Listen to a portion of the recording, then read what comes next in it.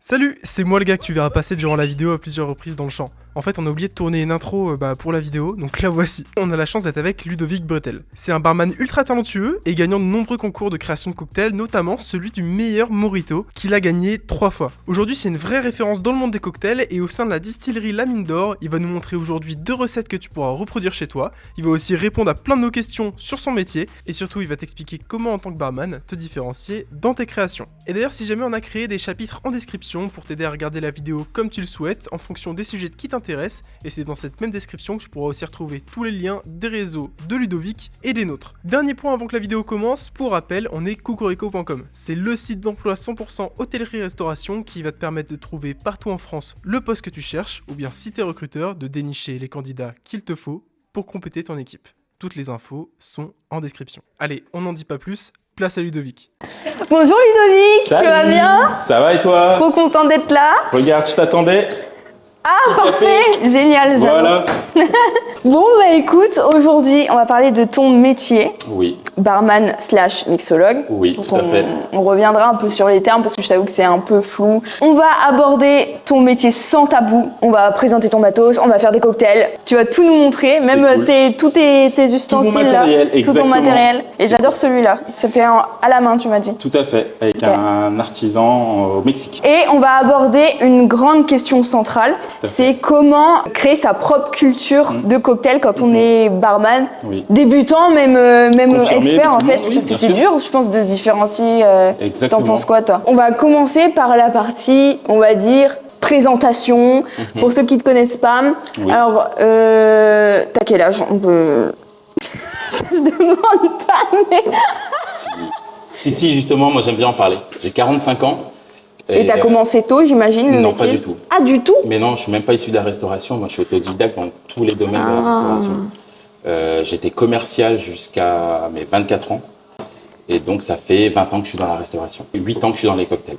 Donc, Ok. les cocktails, ça a vraiment été une découverte par hasard. J'étais pas du tout prédestiné à ça. Jusqu'à il y a 8 ans, les 3/4 de mes expériences dans la restauration étaient en salle. Il y a, ouais, c'est ça, il y a 8 ans, j'ai Ok. fait une formation sur les spiritueux qui durait 1 an. Et à la fin de la formation, il y avait remise de diplôme et un petit concours de cocktails. Et je me suis inscrit pour découvrir, en fait, parce que je suis toujours curieux de nature. Et je me suis qualifié, donc j'ai pu participer à la finale. Sur les 10 finalistes, je devais peut-être être 7e, 8e, mais je suis sorti de là, j'ai fait waouh, j'ai découvert ma nouvelle passion en fait. C'est parti un peu comme un défi avec ma fille en fait, en lui disant je me lance dans les cocktails, un jour je ferai une finale nationale. Donc j'ai commencé à m'améliorer parce que moi quand je suis arrivé dans les cocktails, autodidacte, ma force moi c'était la créativité dès le départ, mais forcément la technique il a fallu que je travaille. Donc quand j'ai eu et la technique et ce qui y allait avec, j'ai commencé à faire des podiums et à gagner des concours. Ok. Et voilà, j'ai gagné depuis pas mal de finales nationales, régionales. J'ai fait des finales internationales. Et puis, c'est devenu un petit peu ma marque de fabrique. Pendant un moment, j'étais sur tous les gros concours, toutes les grosses finales, parce que c'était ma façon de travailler. C'est comme ça que j'ai appris, c'est comme ça que je me suis amélioré. Les concours, ce qu'il faut savoir aussi, c'est que c'est une aventure. On rencontre des gens du monde entier, donc c'est vraiment cool. Moi, je me considère toujours comme un chanceux avec le lieu. Je suis allé dans des lieux magiques, au Ritz, au Georges V, dans des palaces à Courchevel. Trop bien. Et faut savoir apprécier ce moment. Faut aussi se dire, je serais peut-être pas là si je faisais pas ça. Carrément. Et savourer le moment. Ok. Et comment ça marche quand t'as commencé à créer tes premiers cocktails? C'est Oui. quoi les questions que tu t'es le plus posées? Comment tu t'es dit, comment je vais faire pour créer une histoire? Par exemple, moi je me dis, mais comment tu peux créer une histoire à travers un cocktail, tu vois? Genre, tu vas chercher où tous ça vient les... tout seul. D'accord. Ouais. Mais c'est quoi la réflexion derrière Il y a un thème qui sort et sur le thème, direct, ça fuse. Moi, je me considère un petit peu comme un pâtissier liquide. Le cocktail, c'est un petit peu comme de la pâtisserie. C'est la même technicité, la même précision. Ouais. Et tout ce qui marche en association de saveurs solides peut marcher en liquide. D'accord. Moi, je travaille avec un arbre de saveurs. J'ai Ouais. créé une espèce de méthodologie pour Ouais. associer les saveurs. Ok. C'est-à-dire que je pars d'une saveur principale. Ouais. J'en associe Genre quoi? 3. La poire. Ouais. La poire, je vais me dire, la poire, ça va aller avec la verveine, Ok. la vanille et le gingembre. Oui, parce que t'as plein de trucs qui vont... Voilà. en fait, Et après, la vanille, ça va aller avec ça, ça D'accord. et ça. Le gingembre, ça va aller avec ça. Et puis, au fur et à mesure, je crée comme ça des ramifications. Ok. Ce qui permet de créer, en fait, un fil conducteur et de voir ça peut aller avec ça, mais peut-être que ça va pas aller avec ça. Mais D'accord. directement, en fait, ça permet de faire des associations et de voir qu'est-ce qui peut aller ensemble. et de trouver des fois les associations qui peuvent surprendre en fait. C'est-à-dire que je me cantonne pas à du sucré. La poire, ça peut aller avec du fromage. C'est quoi les erreurs que tu vois le plus sur, par exemple, les élèves ou les personnes qui débutent dans le bar? Quand tu rentres dans un bar et tu vois, est-ce que des fois, tu as vu des trucs qui te disent, ah, c'est pas possible de faire comme ça, tu vois? Alors déjà, sur un bar, j'aime pas trop juger. Étant autodidacte, j'ai toujours l'impression que je suis un débutant. Ah ouais? Mais oui. Et Ah, t'as le syndrome de l'imposteur, toi? Ouais, exactement. Non, mais c'est vrai, mais c'est vrai. Et ça a toujours été comme ça. Ok. Et je reçois des tonnes de messages tous les jours de petits jeunes. C'est vrai? Tous les jours, ouais. Trop bien. Qui veulent avoir des techniques, des conseils et tout. Ça me fait plaisir, mais j'ai toujours ce sentiment de me dire, mais est-ce que mon travail vaut ça en fait? Bah, apparemment oui, donc ça fait plaisir. C'est quoi les questions qui te posent le plus? Sur les techniques, généralement, parce que j'aime bien utiliser des techniques de cuisine qui sont pas souvent utilisées, ou utiliser des instruments un peu farfelus. Je fais un cocktail avec une émulsion et j'utilise un bulleur d'aquarium. Ah ouais, t'as vraiment plein d'ustensiles, quoi. Ouais. Je vais aller dans un magasin, je vais essayer de me dire qu'est-ce que je vais pouvoir détourner en verre. Ouais, un vase, n'importe quoi. Mais non. Si, c'est cool en fait de pouvoir détourner des trucs et de pouvoir s'inspirer de tout. Alors j'aime pas dire que un cocktail est une forme d'art, mais on peut s'en approcher. Moi, ce que j'aime, c'est que les gens ils fassent waouh. Avant même qu'ils aient goûté le cocktail, qu'il soit déjà conditionné. Oui, bah oui. Ça va être... moi, j'aime qu'il y ait un esthétisme. J'aime qu'il y ait un univers. Le visuel, c'est particulier, parce que moi, en plus, je suis daltonien, donc je vois pas les couleurs. Mais non. Bah si. C'est ça qui est fou en mais fait. Mais ça doit être trop dur. Bah, je crée des cocktails pour moi en fait. Tu les sens, tu sens les odeurs. J'ai tous les, mais par contre je vois pas les couleurs, je sais pas si c'est rouge, si c'est marron. Moi le rouge, vert, marron, c'est pareil. Le violet, mauve, rose, c'est pareil aussi. Pas, quoi. Donc pour associer, j'associe comme j'aime en fait. Je refais un petit clap parce que Ludovic est parti se changer. Exactement. Parce qu'après tu vas nous faire des cocktails. Tout à fait. Trop hâte. Et oui, forcément, tenue de travail. Mais oui, tenue de travail. Exactement. Avec le petit nom brodé, tout. Ben oui. C'est voilà, la chance de faire des concours. C'est celui que tu portes tout le temps du coup de tablier ou t'en as plusieurs? J'en ai plus. Bah en fait, c'est le tablier qui est offert aux finalistes du Bartender Society, qui est un concours international avec chacun qui a son petit. Et du coup, quand j'ai fait 6 finales, 6. Trop bien. Ouais, voilà, c'est pratique. Trop bien. Tu penses qu'il y a plus de... Les jeunes aujourd'hui se dirigent plus sur de la restauration ou le bar? Tu trouves que c'est un peu kiff-kiff ou ça en est quoi aujourd'hui en 2025 là? C'est pareil, mais je pense que le bar est pas assez valorisé encore. Ouais. Moi, c'est mon gros souci contre certains patrons ou certaines personnes, même des clients qui pensent que barman, c'est picoler avec les clients en fait. Mais non, c'est un métier. C'est un métier qui est dur et c'est un métier qui doit être valorisé et qui doit être compris par les clients, mais aussi valorisé par les gens qui sont au-dessus en fait. Ça nécessite des compétences. Moi, j'ai plus galéré derrière un bar qu'à prendre la salle. La salle, une fois que j'avais compris comment ça marche des assiettes, comment on fait une synchronisation, comment on fait tourner les tables. Ça va machinalement, quoi. Voilà, exactement. Derrière un bar, il y a beaucoup de choses à apprendre et l'organisation est différente. Faut être speed. Quand il y a 15 boissons qui doivent partir sur une table, vous pouvez pas servir la première et la dernière 5 minutes après, c'est pas possible. Et si on passait à la partie création de cocktail?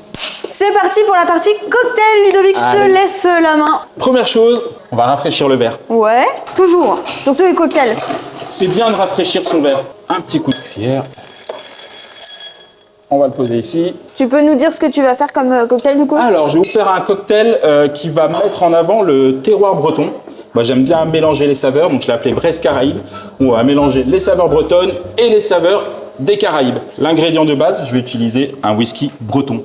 De Brocéliande. De Brocéliande, on a Brocéliande, voilà. La Bretagne mise en avant. À hauteur de 40 millilitres. Ok. Voilà, moi je parle toujours en millilitres parce que ça permet d'être plus précis encore que les centilitres. D'accord. Donc généralement la dose habituelle dans un cocktail c'est ça, c'est entre 40 et 50 millilitres sur un spiritueux. Donc comme je te l'ai dit, les saveurs de la Bretagne, un petit jus de poire qu'on a dévergé en Bretagne. Très bien. Donc là je vais mettre... Il n'y a que de la poire dedans. Oui, là il n'y a que de la poire, tout à fait. 60 millilitres. Un petit sirop de vanille, 10 millilitres. 10 millilitres. Là j'ai fait un sirop de vanille, ça m'arrive aussi d'infuser le spiritueux avec de la vanille fraîche. Selon qu'on ait besoin de rajouter un sirop ou pas.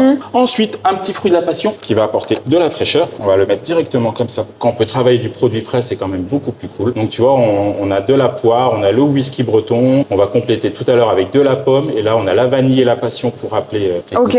Je vais shaker ça. Toujours beaucoup de glaçons. Dans un cocktail, dans un shaker, dans tout.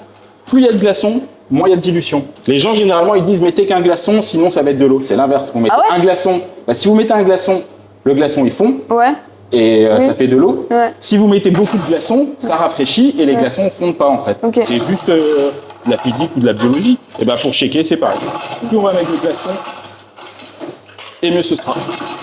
Hop, je vais enlever l'excédent d'eau et puis je vais shaker ça. Comment t'as appris à shaker, toi? Alors faut bien. Après un shaker, une fois qu'il a commencé à rafraîchir, on voit là, il gèle. Ouais. Le métal, il contracte. Et après, on tient. Tu vois, ça peut être rapide, mais là, la dilution, elle est faite. Okay. Voilà. Forcément, on a rafraîchi. Si on veut pas avoir l'eau, il faut l'enlever. Et maintenant, on va pouvoir servir ça. Tu vas mettre de la déco après ou pas? Ou c'est juste un classique? Oui, bien sûr.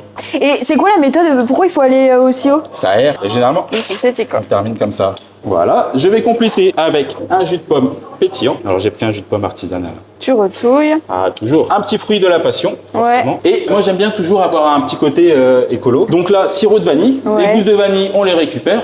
On les laisse comme ça. Hein. Après, elles sèchent toutes seules. Et on va pouvoir venir la placer sur le verre, comme ça. Voilà. Ça te plaît? Ouais, génial. Alors après, je vais faire un petit cocktail sans alcool aussi. Trop bien. J'aime bien le sans alcool parce que c'est aussi l'avenir. Ouais. Et j'aime bien bluffer les gens avec le sans alcool. Comment il s'appelle ce cocktail? Je sais pas si tu m'as dit. C'est le habanero version sans alcool. Allez, du coup, on va attaquer sur le deuxième cocktail, qui va être un cocktail sans alcool. Et tu vas voir, c'est plutôt bluffant. Les gens qui le goûtent, généralement, reviennent me voir et me disent il y a un souci, il y a de l'alcool dedans. Je vais en profiter pour faire une petite déco qui est bien cool, un tout petit peu de sucre en poudre, et je vais faire une tuile de caramel citron vert. Donc là, comment ça s'appelle faire ça? Tu flambes, En fait, c'est le même principe que la crème brûlée. Trop bien. Sauf que là, en fait, le sucre, il va fondre. Ouais. Là, tu vois, il commence à liquéfier. Donc, il va prendre le goût du citron vert. Et à la fin, j'aurais juste enlevé la petite tuile et faire une petite déco. Donc, tu vois, là, regarde, ça commence à bien caraméliser. Voilà, ça bout. Je vais laisser ça de côté. C'est quoi un bon barman? Travailler proprement. Proprement, organisé. Si on voit un barman où il y a des trucs dégueulasses partout. Alors, moi, ce que j'aime pas, c'est ceux qui travaillent avec des gants. Et parce qu'ils ont des gants, ils pensent que c'est propre. Et qui font tout. Et qui se lavent jamais les mains. Ah ouais, t'as un vrai débat, ça, même en cuisine. Mais oui, mais moi je préfère me laver les mains 10 fois et travailler avec les mains propres que de mettre des gants, toucher, réenlever, machin. Si c'est mettre des gants pour tout faire avec, ben je suis pas sûr que ce soit plus hygiénique. Alors du coup, petit cocktail sans alcool. Donc là, je vais faire découvrir avec un rhum sans alcool. Donc pour faire un rhum sans alcool, alors les gens ils sont souvent étonnés, les spiritueux sans alcool coûtent assez cher. C'est tout simplement parce que c'est un vrai spiritueux qu'il faut après désalcooliser et ça coûte cher de désalcooliser. Donc forcément, ça coûte aussi cher qu'un vrai spiritueux. Du coup, 40 ml de ce rhum sans alcool. Là, je rajoute du jus d'ananas, un petit sirop d'épices. Donc là, c'est poivre de la Jamaïque. Poivre de la Jamaïque, c'est un poivre qui n'est pas piquant, qui est ultra aromatique, qui va ressembler au mélange 4 épices. Et citron vert pour apporter un peu d'acide. Je vais pouvoir shaker ça. Là, c'est presque prêt, mais comme il y a de l'ananas, c'est ça qui va amener la petite mousse, c'est l'ananas, c'est pas la coco. Et je vais pouvoir servir. Là, ça va aller jusqu'au bout. Non, parce que je vais rajouter un petit soda de gingembre dessus. L'ananas, en fait, une fois qu'il est shaké, avec le pétillant, ça fait une belle mousse sur le dessus, en fait. Là, il y a un dégradé de couleur, là, sur le cocktail. Là, moi, je le vois pas, en fait. Mais pour moi, là, c'est uniforme. Avec un petit tour de moulin à poivre, le poivre de la Jamaïque. Regarde, t'as vu, elle a pratiquement commencé à figer. Et en fait, là, j'appuie dessus. J'ai juste à appuyer. Et la tuile, là, Mais c'est ouf! c'est magique. Non, mais attends. Et là, après, je peux rajouter, par exemple, un petit tour de moulin à poivre dessus. Je peux juste la reposer, tu vois. J'aurais pu rajouter de la coco. J'aurais pu rajouter absolument ce que je voulais dessus. Tout ce que tu veux. Pour terminer. Et après, il y a juste à venir la poser ou la venir la poser comme ça sur le bord du verre. Et ça, quand je fais ça au bar, avec le chalumeau, machin, que je mets ça de côté. Ah, c'est waouh! Ouais, c'est waouh, ouais. Ah ouais. Il y a une partie spectacle. Hein. Moi, je dis toujours, je suis une pièce de théâtre. Bah oui, c'est ça. Le spectacle, c'est pas ce qui doit faire waouh, mais c'est le plus, en fait. Okay. Et moi, quand je vais chez les particuliers, ils sont contents aussi de voir le barman devant eux travailler. Ouais, oui. Ça fait partie du truc. Bon, bah, on va aller les déguster maintenant. On va goûter ça. C'est parti, on va les emmener là-bas. Bon, tu me conseilles de goûter lequel? Comme tu veux. On va goûter celui avec alcool. Celui avec alcool, ok. On va commencer à diluer après. Eh bah, c'est parti. Je te laisse prendre une petite paille. Tiens, oh bah.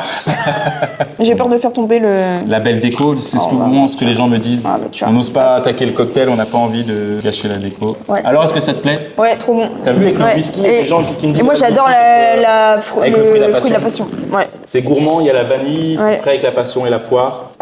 Ouais. Quand je le fais à la dégustation à l'aveugle, les gens ils ont du mal à savoir s'il y a de l'alcool ou pas dedans. Parce que je fais celui-là avec un rhum classique et avec le rhum sans alcool. Et les gens ont vraiment du mal à savoir où est l'alcool en fait. Le gingembre, pour ça, comme ça amène ce côté un petit peu feu en bouche, ça vient en plus masquer le fait qu'il n'y ait pas d'alcool dedans. On a moyen de plus bluffer les gens avec un cocktail sans alcool qu'avec un cocktail classique. Parce qu'un cocktail classique, parce que il y en a partout, il y en a des bons à peu près partout. Des cocktails sans alcool, généralement, c'est un jus d'ananas, un jus d'orange, un sirop de grenadine. Qu'est-ce que t'aimerais partager comme dernier message, tu vois, aux gens qui peut-être hésiteraient à se lancer dans ce métier-là? C'est quoi, toi, ta vision de, genre, dans 5 ans, c'est quoi être barman, tu vois? Bah déjà, moi, c'est ce que je dis aux jeunes quand je les prends en cours, c'est toujours effectivement se demander quel sera notre métier plus tard, qu'est-ce qui va se passer. Est-ce que l'intelligence artificielle va nous enlever de notre métier? Bah non. Donc, c'est un métier qui sera toujours présent. Il y a 10 ans, on disait l'intelligence artificielle, ça va tuer tous les métiers manuels. Et en fait, on se rend compte que c'est l'inverse. Un médecin, il va mettre un mois à analyser des données qu'une intelligence artificielle va mettre 1 heure. Moi, il n'y a personne qui va venir pouvoir servir mon cocktail ou prendre soin du client ou l'accueillir et voilà. Donc je pense qu'on a un métier d'avenir. Qu'est-ce que toi, t'as entendu le plus souvent sur ton métier où tu te dis ah non, en fait, c'est pas ça, tu vois? Parce que par exemple, nous, on a croisé un cuisinier l'autre fois qui disait en fait, moi, une fois, j'ai entendu une maman qui disait à son gamin, tu vois, si tu travailles pas bien à l'école, tu vas faire ça. Comme ça. Ouais. Toi, est-ce que tu as déjà entendu des choses comme ça? Moi, je l'ai déjà entendu parce que moi, en fin de 3e, j'avais déjà cette idée en fait de l'école hôtelière. Ça me plaisait. Et on m'a dit non, t'as des trop bonnes notes, tu vas aller en cursus classique. Mais j'ai écouté, je suis allé en cursus classique en fait. Mais j'y suis revenu 20 ans après en fait. Donc j'ai fait un cursus classique, un bac classique, une école de commerce et je suis revenu à la restauration. Oui, c'est encore des fois la voie de garage. Et c'est dommage en fait parce que c'est un vrai beau métier, qu'on se soit en salle, en cuisine, derrière un bar, tous les métiers de l'hôtellerie si on rajoute. Non, c'est vraiment un beau métier d'avenir qui est dur, faut être passionné. C'est pas un métier où tu es rentré chez toi tous les jours à 5 heures et t'as fini ta journée. Mais oui, c'est un métier où il y aura toujours du travail et c'est un métier qui, j'espère, sera de plus en plus valorisé. Pour revenir du coup à la question de base qu'on avait, le grand débat, et comment trouver sa propre signature de cocktail. Toi, qu'est-ce que tu aurais rajouté sur ça? Déjà, faut pas avoir peur d'aller au-delà de ce qu'on aime ou de ce qu'on n'aime pas. C'est-à-dire qu'il faut pas s'arrêter aux saveurs qu'on aime. On peut faire des cocktails qui peuvent être bons, qu'on ne va pas apprécier, mais qui sont destinés aux clients. Faut pas se dire si ça j'aime pas, je vais pas travailler ça. Déjà, on s'enlève un panel de possibilités. De travailler du local. Plus on travaille du local, moins on peut être nombreux et ceux qui sont à l'autre bout, ils pourront pas le faire. Moi, quand je parle local dans le milieu du bar, c'est pas comme en cuisine où on peut à 10-15 km, on pourrait trouver tous les produits, mais à l'échelle régionale, à l'échelle nationale. Ouais, d'accord. Est-ce que je peux pas, comme ici, voilà, on a fait un cocktail au whisky, j'ai travaillé un produit du terroir breton. Ça va être de transmettre ce qu'on est. Moi, j'aime bien dire qu'il faut transmettre ce qu'on est. Si on est quelqu'un dans la vie qui a une passion pour telle ou telle chose, pourquoi ne pas la retranscrire dans un cocktail? Il y a plein de possibilités. Et pour toi, est-ce qu'on peut s'inspirer de quelqu'un qu'on a vu, essayer de reproduire, ou en vrai, faut quand même essayer de... Non, je pense que de toute façon, c'est une phase. Généralement, quand on commence à faire des cocktails, on s'inspire de quelqu'un, ou de la cuisine ou quoi que ce soit, on s'inspire, on essaye de reproduire. Et puis, toi, tu t'es inspiré de Top Chef, tu m'as dit. Et oui, et puis on essaye de reproduire, et puis après, une fois qu'on reproduit, que c'est bien fait, on essaye d'y apporter sa petite touche. Moi, je suis pas passé par l'école hôtelière, j'ai pas appris tous les grands classiques des cocktails, j'ai commencé à créer sans les maîtriser, et puis après, je me suis rendu compte, si c'est bien aussi de les maîtriser, de connaître tous ces classiques. Et après, ça donne encore un autre panel. Donc, je pense qu'il faut, comme en cuisine, c'est une base. En cuisine, on va apprendre à faire une omelette avant de faire un plat gastronomique. Et là, d'apprendre à réaliser un bon cocktail simple. Voilà, ça va être la base. Voilà. Qu'est-ce que tu aurais d'autre à partager sur ce sujet-là ou même sur ton métier de manière générale? Ce serait quoi le mot de la fin? D'être passionné. Ça, c'est vraiment, genre, quand je te dis vraiment le mot que j'entends tous les jours. Et en vrai, c'est parce que c'est la base. Parce que la passion, ça vous amène à tout, en fait. Moi, pendant le confinement, j'adorais. Parce que j'avais tous les matins, je me levais, je dis, putain, j'ai ça.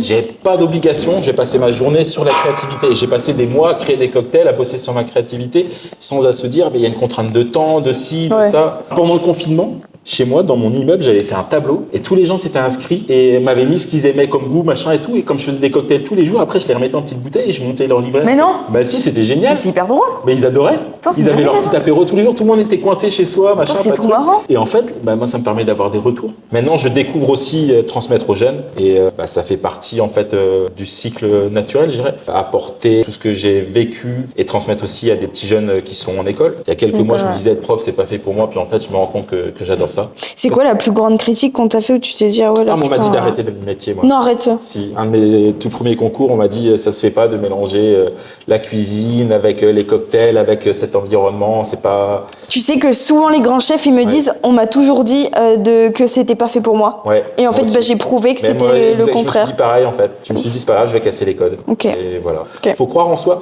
faut savoir prendre la critique, mais faut savoir aussi être sûr de soi. Ok, bah très bien. Bah, merci Ludovic. Merci. Pour terminer, du coup, j'aimerais qu'on partage tes réseaux sociaux, toi déjà. Donc, on peut te retrouver où? Sur Instagram. Sur Instagram principalement, Principalement, ou t'as sur d'autres- Facebook aussi, mais c'est vraiment Instagram mon principal réseau. C'est quoi ton nom C'est Art Cocktail BZH Ok. ou les cocktails de Braise pour la partie événementielle.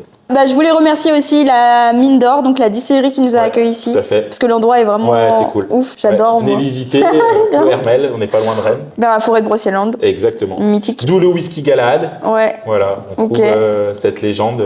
On est dans un lieu magique, donc c'était cool Ouais. d'être ici. Et puis bah nous de notre côté, vous pouvez nous retrouver également sur Instagram, donc Cocorico-du6CHR. Sur YouTube, il faut s'abonner, pensez à activer la cloche. Et puis bah principalement sur les réseaux, n'oubliez pas si vous êtes en recherche d'emploi, que ce soit CDD, CDI, intérim, tout ce qui est dans l'hôtellerie-restauration, on a plus de 6000 offres d'emploi quand même, donc dans toute la France, pas que la Bretagne vu qu'on est en Bretagne, Ouais, dans toute la France. Donc n'hésitez pas. Et puis bah merci beaucoup Ludovic. Bah, merci à vous, c'était un grand Bien. plaisir. Ouais, j'espère que c'était t'as aimé vraiment l'exercice. cool. Ouais, j'ai adoré ça. C'était Pour une vraiment- fois, on met en avant un peu plus le métier de Mais barman. ouais, mais merci. Parce que c'est Merci vrai que déjà. c'est pas évident. Tout à ouais. Ok, bah merci. Bah, merci à vous, Super. c'était vraiment cool.